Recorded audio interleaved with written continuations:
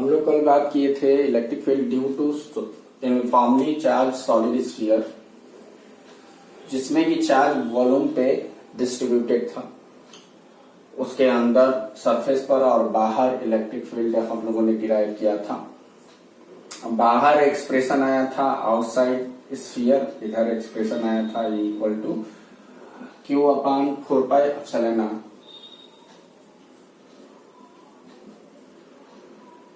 Are square, जो कि simply point charge के लिए होता है, जो कि सेंटर पर इसके कंसंट्रेटेड हो। अच्छा, मैंने इसको बताया था कि इसकी अगर volume charge density rho coulomb per metre cube है, रो से रिप्रेजेंट करते हैं, कल सिंबल सिग्मा हमसे लिख किया था, उसको इम्प्रूव करना होगा पिछले वीडियो में। तो ये रो के फॉर्म में भी इसको लिख सकते हैं। यहां देखिए, आप एडजस्ट कर सकते हैं इसको। कैसे? तो Q अपान 4/3 नीचे हम डिवाइड कर दें, मल्टीप्लाई भी कर दें 3 से, तो ये 4/3 पाई और R क्यूब अगर कर दें, इसको R से मल्टीप्लाई कर दें, तो ये इधर भी R से मल्टीप्लाई हो जाएगा। तो ये आ जाएगा क्यू आर अपान, अच्छा ये देखिए Q अपान 4/3 पाई R क्यूब, ये हो जाएगा। इसको वॉल्यूम कहेंगे, तो Q/V को हम क्या कर देंगे, रो, तो रो R अपान 3 एप्सिलॉन नॉट, ये एक्सप्रेशन होता है रो के टर्म में बाहर। और सरफेस पर वही, सरफेस पर क्या हो जाएगा, यहाँ इलेक्ट्रिक फील्ड, आप इसको एडजस्ट करके बस लिखना है, तो वो हो जाएगा रो, वहां भी ये कैपिटल R था नीचे डिनोमिनेटर में, रो R अपान 3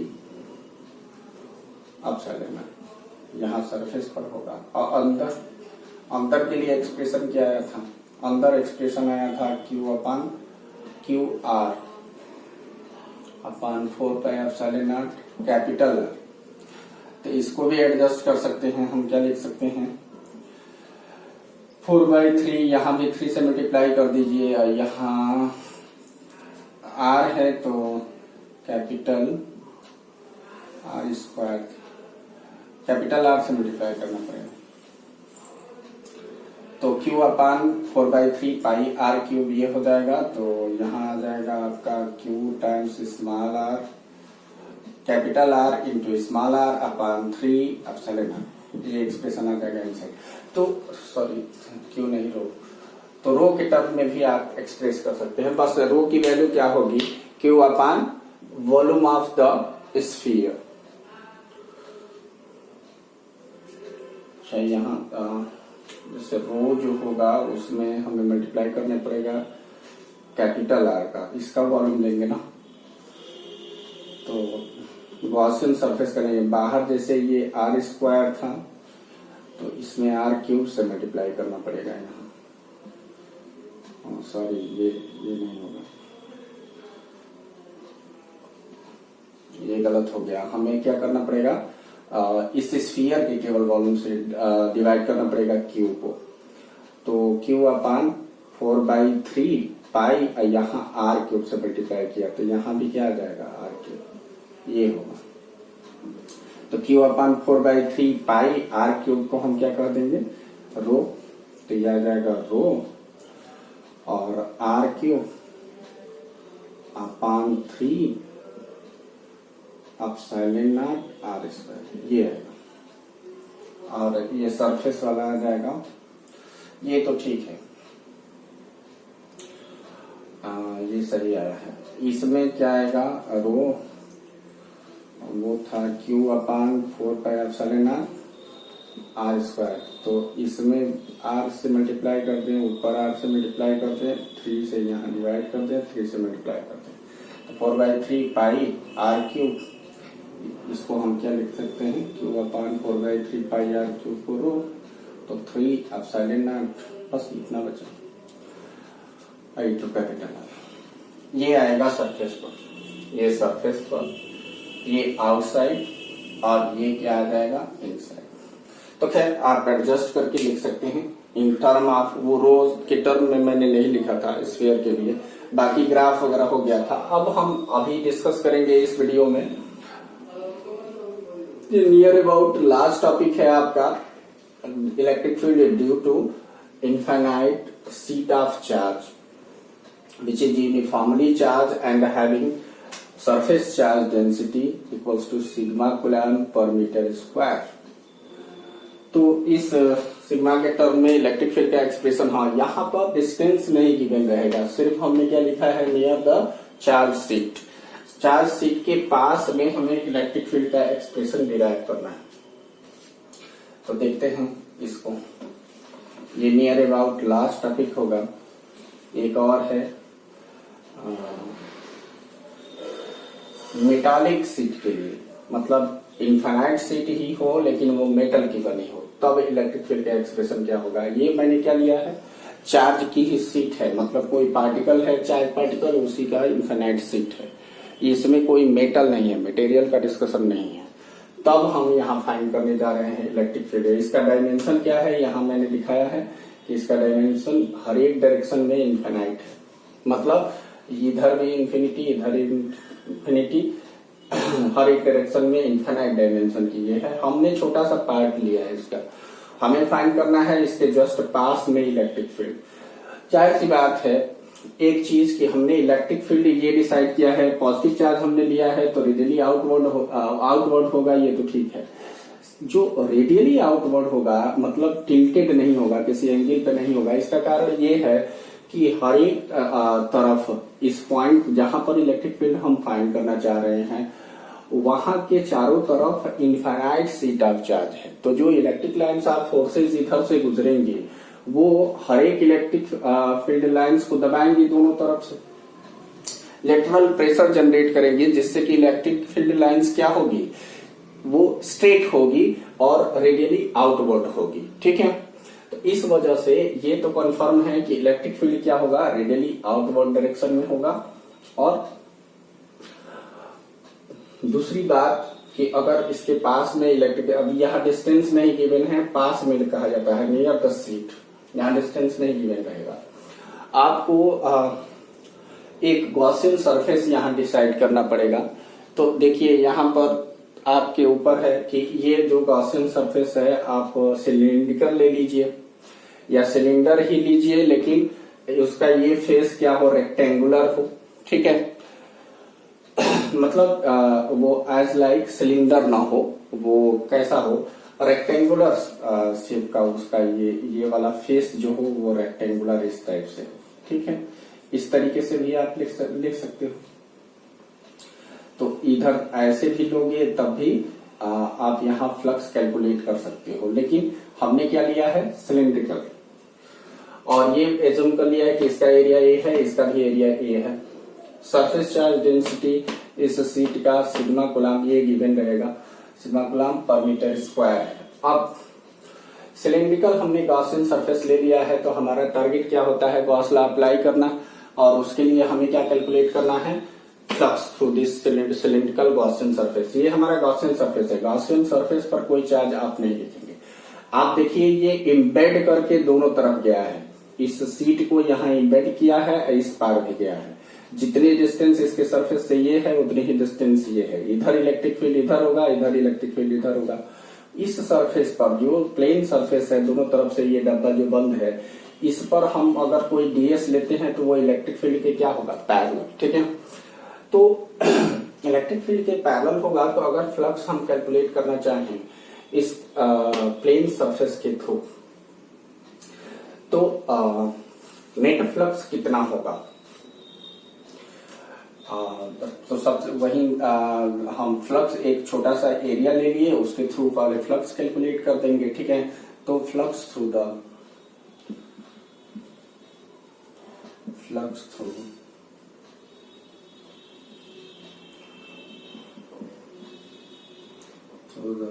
प्लेन सरफेस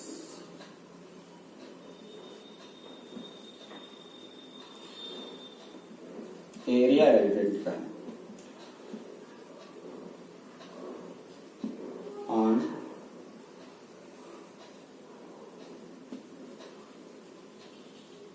के नाम प्लेन सरफेस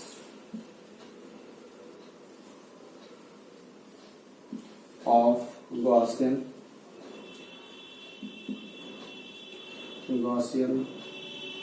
सिलेंडर।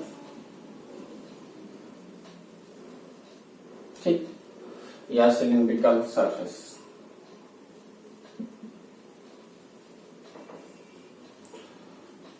आप क्या कहोगे?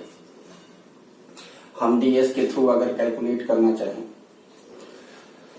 तो आप लिखोगे इज इक्वल टू क्या होगा, ई डॉट डीएस, है कि नहीं? इसके थ्रू या उसके थ्रू जो फ्लक्स होगा वो कितना होगा, ई डॉट डीएस। तो ये चूंकि पैरेलल है तो ये क्या हो जाएगा, हर बार मैं करता रहता हूं, आप ई इंटू डीएस मिलेगा सिंपली। अब हम प्लेन सरफेस के थ्रू नेट फ्लक्स कैलकुलेट करेंगे। तो नेट फ्लक्स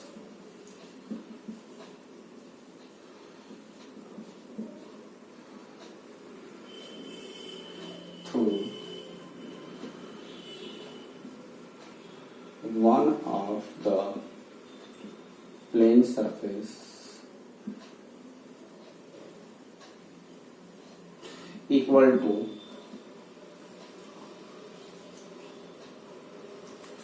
इंटीग्रल EDS। तो इसको चूंकि इलेक्ट्रिक फील्ड पूरे सरफेस पर क्या होगा, उसका मैग्नीट्यूड यूनिफॉर्म होगा, तो E इंटू ds हो जाएगा, और ds जब इंटीग्रेट करेंगे तो एरिया A के इक्वल आएगा। तो ये क्या आ जाएगा, E इंटू A हो जाएगा। अब as there are two plane surfaces, इस पूरे गॉसियन सरफेस पर दो प्लेन सरफेस हैं, तो नेट फ्लक्स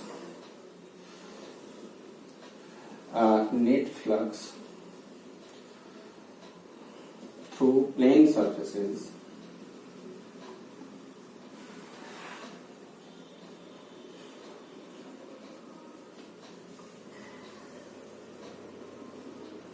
इक्वल्स टू क्या हो जाएगा, 2 टाइम्स ई इंटू ए। जितना ई इसके थ्रू उतना ही इसके थ्रू। तो ये तो प्लेन सरफेस के थ्रू नेट फ्लक्स कैलकुलेट हो गया। अच्छा,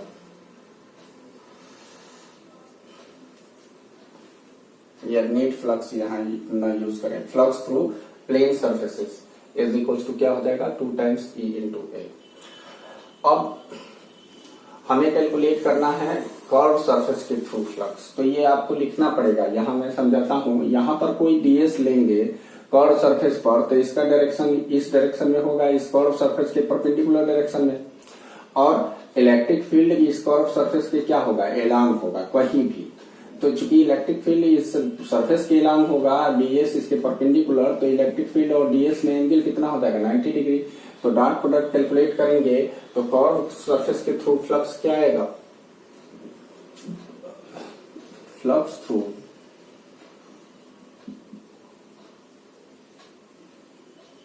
कर्व सरफेस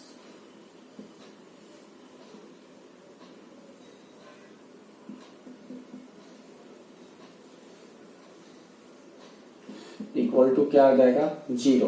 क्योंकि इलेक्ट्रिक फील्ड आप क्या लिखेंगे, any DS taken on curve surface will be perpendicular to the electric field as the electric field will be along the surface of cylinder।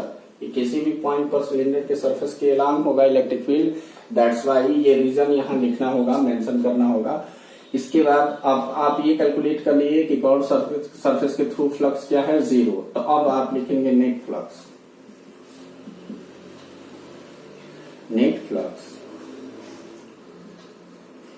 Equals to, इसको मैं 5 plane से represent कर दे रहा हूं, और ये 5 कर्व सरफेस है। तो 5 प्लेन अब प्लस 5 कर्व, अब दोनों को ऐड कर देते हैं तो ये क्या हो जाएगा, 2 टाइम्स ई ए, अब प्लस क्या हो जाएगा, 0। ये हो गया। अब यहां के बाद मैं यहां लिख रहा हूं, आप गॉस लॉ अप्लाई कर देंगे।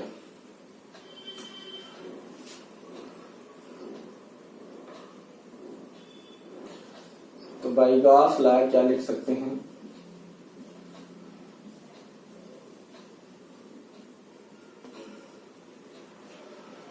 फ्लक्स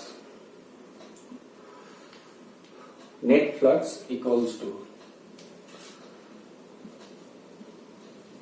इस गॉसियन सरफेस के थ्रू नेट फ्लक्स क्या होगा, क्यू बाउंड अपान या क्यू इनक्लोज्ड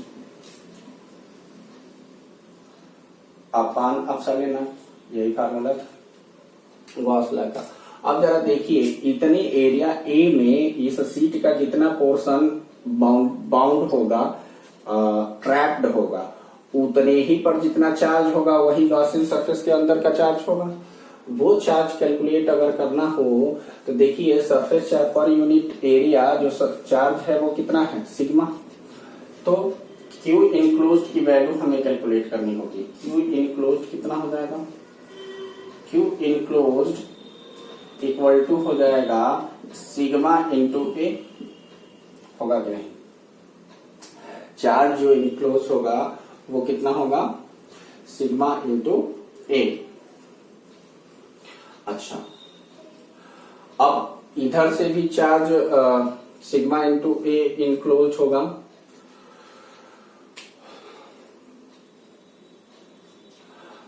और मतलब ये टोटल चार्ज की ही सीट है, तो इसमें तो सिग्मा इंटू ए ही इनक्लोज होगा चार्ज, क्योंकि अलग अलग तो कहेंगे नहीं, दो सरफेस तो है नहीं, मेटालिक सीट है नहीं, तो हम कहेंगे कि सिग्मा इंटू ए क्या होगा, चार्ज इनक्लोज होगा इसके अंदर। तो आप अप्लाई करते हैं गॉस लॉ, तो फाई नेट इक्वल्स टू क्या हो जाएगा, तो by Gauss law phi net equal to that means 2 times E into A equal to क्या हो जाएगा, sigma into A upon epsilon naught. तो ए कैंसिल हो जाएगा, तो ई की वैल्यू क्या आएगा, सिग्मा अपान 2 एप्सिलॉन नॉट। क्या आ जाएगा एक्सप्रेशन, यही एक्सप्रेशन होता है for electric field due to infinite sheet of charge. हमेशा देखिए, ये सीट ऑफ चार्ज है, डायरेक्शन इसका रेडियली आउटवर्ड डायरेक्शन में होगा, और मैग्नीट्यूड कितना होगा, सिग्मा अपान 2 एप्सिलॉन नॉट। ये याद रखिएगा कि डिनोमिनेटर में 2 रहता है, ठीक है, क्योंकि मेटालिक सेट के लिए मैं बताने जा रहा हूं, उसके लिए सिर्फ और सिर्फ सिग्मा अपान एप्सिलॉन नॉट होता है। वो क्यों होगा, अब उसका भी रीजन अभी बता दे रहा हूं इसी वीडियो में। अब इसी चीज को हम अगर मेटालिक सीट ले लें, हम यहीं पे कंस्ट्रक्ट कर देंगे, उसको थोड़ा आपको इमेजिन करना होगा। तो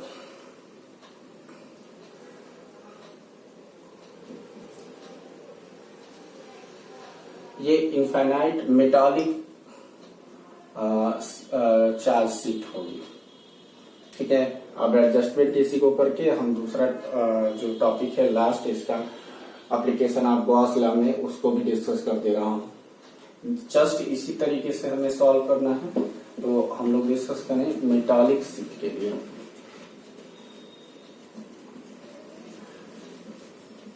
वो भी ऐसे ही है, बस उसमें 2 सरफेस नहीं होंगे। गॉसियन सरफेस में हमें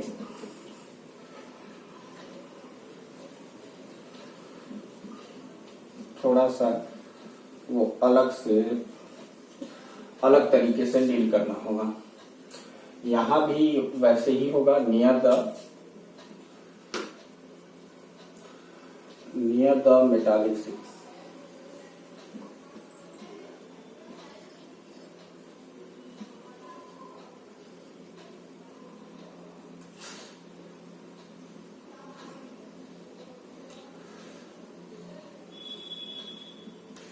नियर द सीट हम कह दे रहे हैं, और यहाँ इनफाइनाइट मेटल सीट, तो वो कंडक्टिंग होगी, ठीक है, हम कंडक्टिंग सीट लिखते हैं, मतलब वो कंडक्टर की सीट है, सीट ऑफ चार्ज, ठीक है, नियर कंडक्टिंग सीट।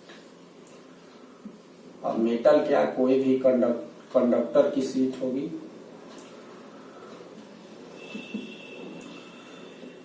तो होगा। जनरली हम मेटल यूज करते हैं, लेकिन ये सीट कैसी है, कंडक्टिंग है, ठीक है। अब देखिए, अब मान लीजिए कि कंटामिनेटेड वाटर ही हो, उसका एक लेयर बना दिया गया, तो वो भी क्या हो जाएगा, कंडक्टर होगा। या जो भी हो। तो कंडक्टर अगर है, इवन मेटल है, तब भी ये एप्लीकेबल होगा। सिर्फ मेटालिक लिखते तो वो पर्टिकुलर हो जाता। अब यहाँ जनरल हो गया कि ये कंडक्टिंग शीट है और इसकी थिकनेस भी कुछ है, ठीक है। अब जाहिर सी बात है थिकनेस होगी, हम शीट ऑफ चार्ज नहीं लिए, अब क्या कर दिए कि मेटालिक शीट है।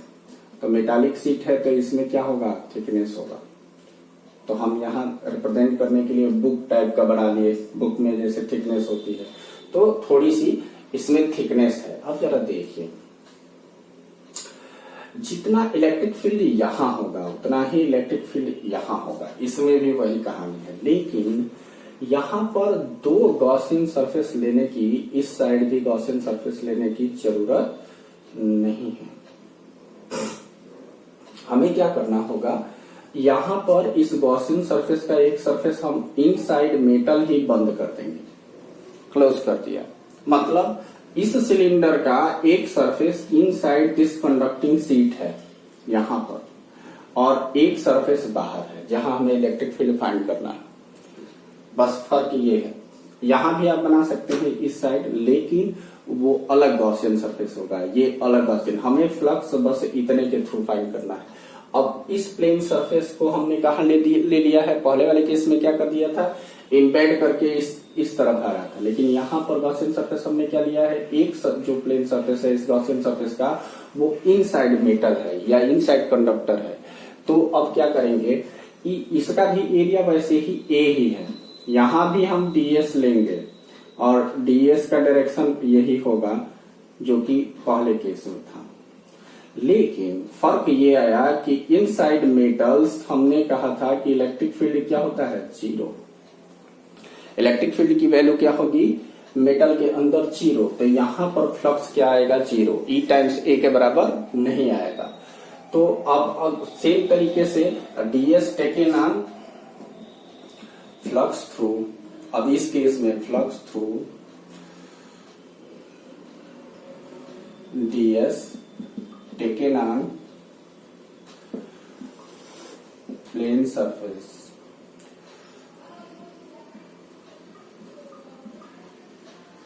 इक्वल टू क्या हो जाएगा, E डॉट ds, वो होगा E इंटू ds। सेम तरीके से तो नेट फ्लक्स थ्रू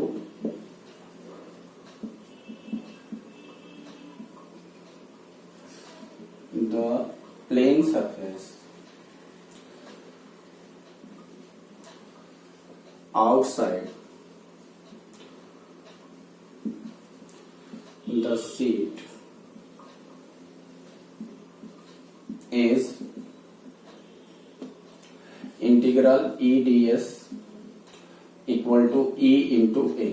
इसके थ्रू E इंटू ए आ गया। हमने कहा था कि एरिया पर अगर यूनिफॉर्म इलेक्ट्रिक फील्ड है तो एरिया का इलेक्ट्रिक फील्ड के मैग्नीट्यूड से मल्टीप्लाई कर दीजिए फ्लक्स, तो E इंटू ए इसके थ्रू फ्लक्स हो जाएगा।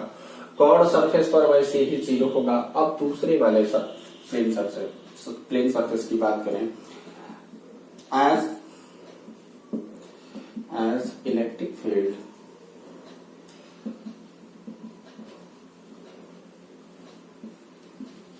at the plane surface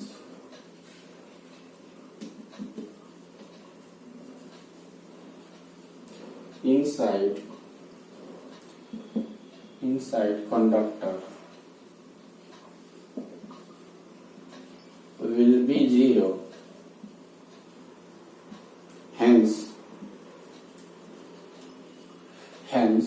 flux through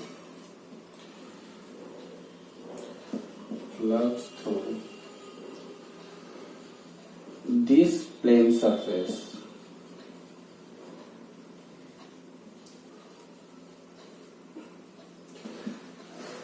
will be zero.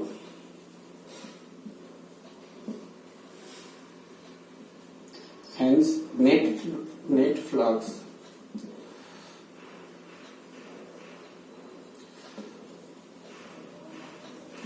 through plane surfaces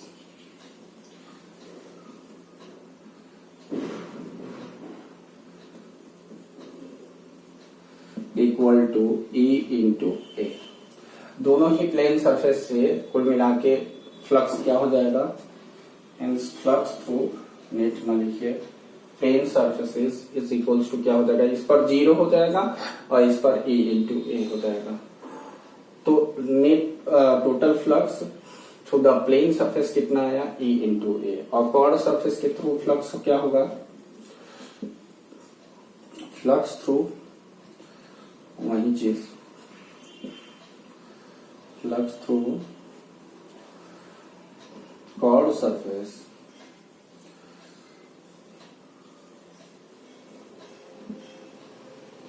will be 0 as E will be perpendicular to ds taken on chord surface।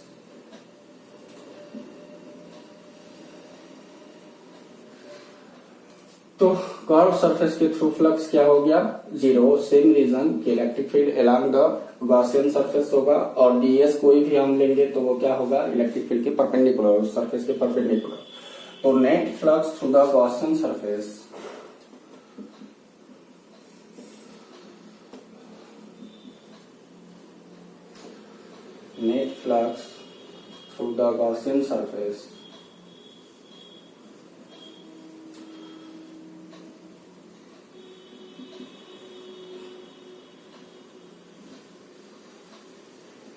Equal to क्या हो जाएगा, E times A plus 0 equal to E into A हो जाएगा।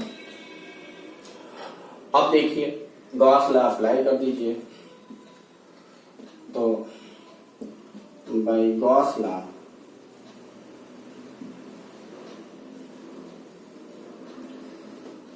Phi net equal to Q bound Q enclosed upon epsilon ना, तो बस net flux कितना है, E इंटू ए।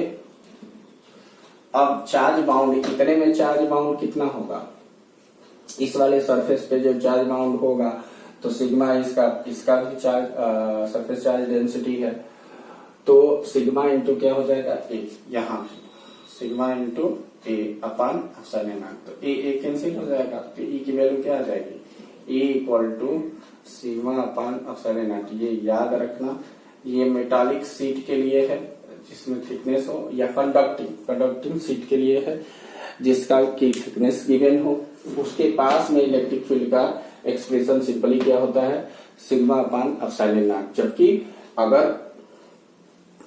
अगर ये सीट ऑफ चार्ज है तो उस केस में क्या होगा, सिग्मा अपान 2 एप्सिलॉन नॉट। तो ये फिनिश हो गया, थियोरी के पॉइंट ऑफ व्यू से ये चैप्टर क्लोज हो गया।